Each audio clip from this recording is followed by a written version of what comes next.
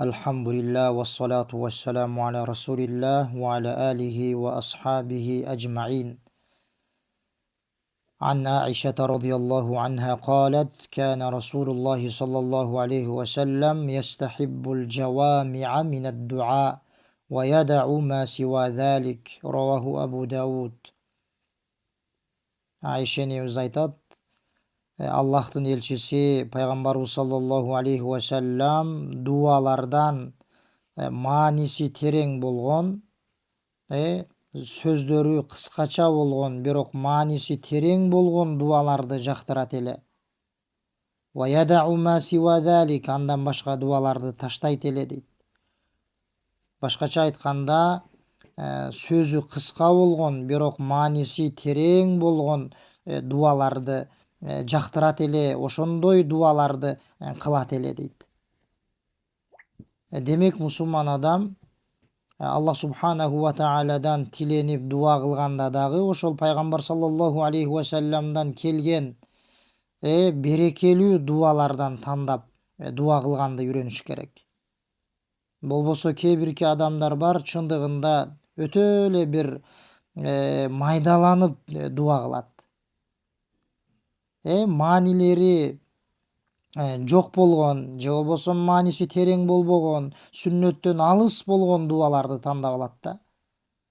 Бул жерде Аиша радıyallahu анха айтып атат, пайгамбар саллаллаху алейхи ва саллям дуалардын кыскасын, ошол эле учурда мааниси өтө терең болгонун кылат эле. Ошондой дуаларды тандап дуа кылат эле дейт. Мисалга ошондой дуалардан ала турган болсок, урматтуу мусулман бир тууган, Анас радıyallahu anhudan келет. Азыркы жогорку хадис ал Абу Давуд рахимахулланын сунанында келген. Сахих хадис, тастыкталган, достоверный хадис. Ал эми пайгамбар саллаллаху алейхи ва саллям ошол жакшы көргөн, тандап өзүнүн дуаларында кылган кыска бирок мааниси терең болгон дуалардын бири, бул баарыбызга белгилүү, Анас радıyallahu anhudan келген хадисте келет. Бул сахаба айтат: "Кана аксару дуаин наби саллаллаху алейхи ва саллям, Аллахумма атина фид дунья хасана ва фил ахирати хасаната ва кина азабан нар." Muttafaqun алейх. О Аллахым, мага бул дүйнөдө жакшылык бер, жана акыретте жакшылык бер, жана мени тозок отунан сактагын деп. Тозоктун азабынан сактагын деп, мына ушул кыскача 3 сөздөн турган дуа. О Аллахым, мага бул дүйнөдөгү жакшылыктарды бер деп атат. Аллахумма атина фид дунья хасана. Демек бул дүйнөдөгү бардык жакшылыктарды өз ичине камтыйт. Эмне нерседе жакшылык болбосун, бүт баарын өз ичине камтып алат. Мисалы адамдын өзүнө тиешелүү болгон, мал дүйнөсүнө тиешелүү, үй бүлөсүнө тиешелүү, ата энесине тиешелүү, жакындарына тиешелүү, жана башка жумушуна тиешелүү. Бул дүйнөдө дегеле кандай жакшылык болбосун, бүт ошолордун баарын өз ичине камтып алган сөз бул. О Аллахым, мага бул дүйнөдөгү жакшылыктарды бер деп. Жана акыреттеги жакшылыктарды бер деп. Бул дагы ошол акырет жашоосундагы бардык жакшылыктарды өз ичине камтып алат. Жана мени тозоктун, оттун азабынан сактагын деп айтып атат. Анас радıyallahu anhu айтып атат, пайгамбар саллаллаху алейхи ва салламдын эң көп айта турган дуасы болгон ушул дуа деп атат. Жана ошондой эле ушул сыяктуу дуалардын бири, урматтуу мусулман бир тууган, Тарик ибн Ашьям деген сахабадан келет радıyallahu anhu.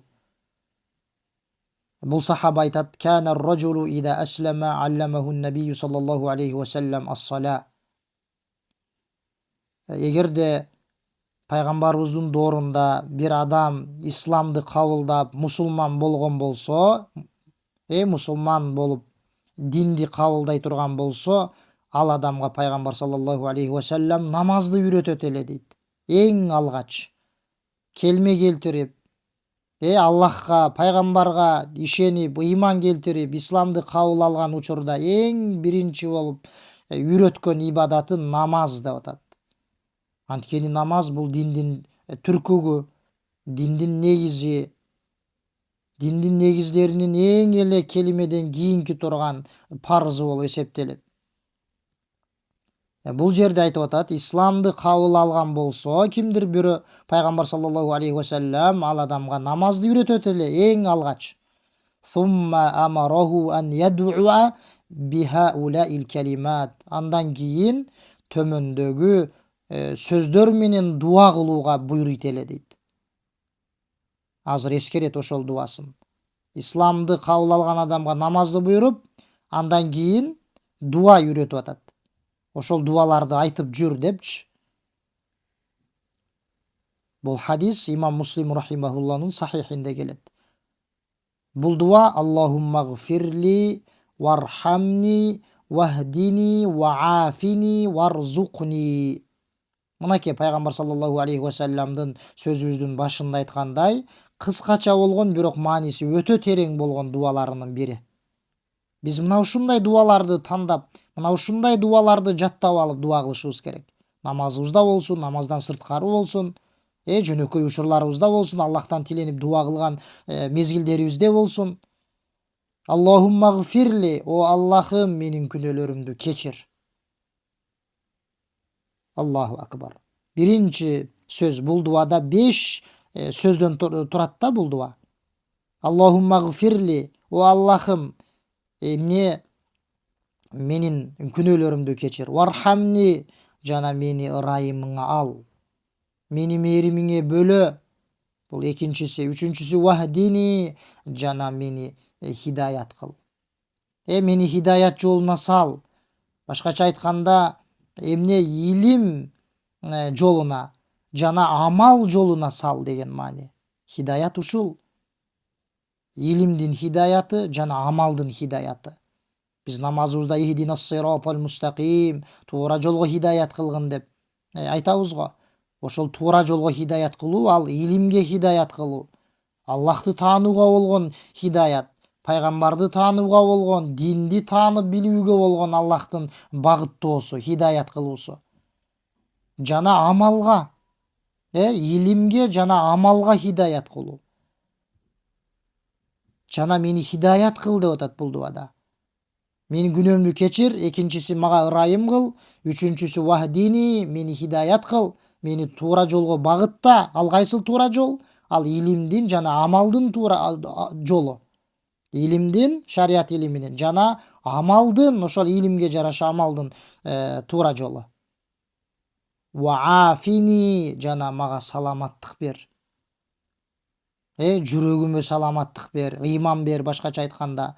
Эки жүздүүлүктөн, ыймансыздыктан, шектенүүдөн, жана башка динге болгон жек көрүүдөн тазалап, жүрөгүмө саламаттык бер, жана дене мүчөлөрүмө саламаттык бер. Бүт баарын камтыйт өз ичине. Ваафини, мага саламаттык бер деген бул дуадагы сөз. Варзукни, бешинчиси, жана мага ырыскы бер.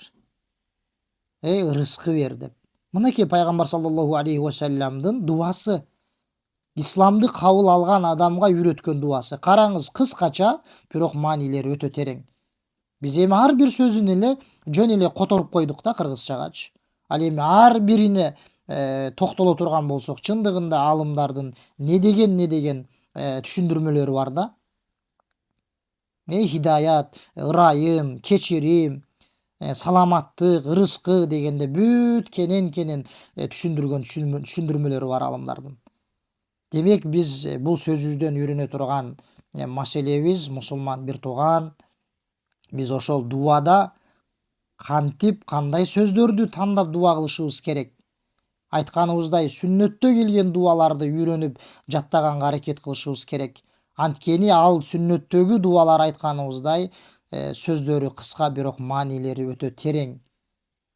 Себеби пайгамбар саллаллаху алейхи вассаламдан келген дуалар. Мисал катарында 2 дуаны алдык. Аллахумма атина фид дунья хасана ва фил ахирати хасана ва кина азабан нар. Жана ошондой эле Аллахумма гфирли вархамни вахдини ваафини варзукни. Кудум азыркы могул экинчи дуа, Аллахумма гфирли вархамни вахдини ваафини варзукни деген дуа дагы бир риваятта келет.